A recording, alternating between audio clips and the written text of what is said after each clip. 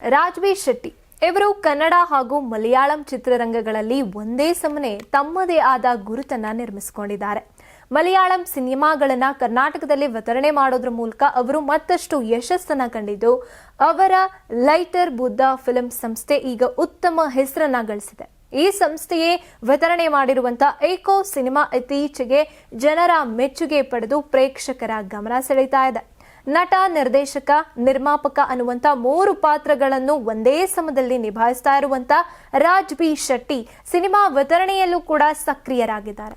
ಮಲಯಾಳಂ ಭಾಷೆಯ ಲೋಕ ಸಿನಿಮಾವನ್ನ ಕರ್ನಾಟಕದಲ್ಲಿ ವಿತರಣೆ ಮಾಡಿ ಉತ್ತಮ ಲಾಭವನ್ನ ಗಳಿಸಿದ್ದಂತ ಅವರು ಇದೀಗ ಏಕೋ ಸಿನಿಮಾದ ಮೂಲಕ ಮತ್ತೊಂದು ಯಶಸ್ಸನ್ನ ತಮ್ಮ ಖಾತೆಗೆ ಸೇರಿಸಿಕೊಂಡಿದ್ದಾರೆ. ನವೆಂಬರ್ 21ರಂದು ಬಿಡುಗಡೆಯಾದ ಏಕೋಗೆ ಅತ್ಯುತ್ತಮ ವಿಮರ್ಶೆಗಳು ಸಿಕ್ಕಿವೆ.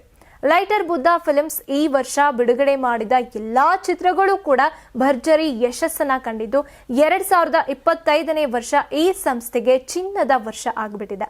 ಇದೇ ಬ್ಯಾನರ್ನ Su from So cinema box office ನಲ್ಲಿ ದಾಖಲೆಯನ್ನ ರಚಿಸಿದ್ದು, ಲೋಕ ಕೂಡ ಮಿಂಚಿತ್ತು.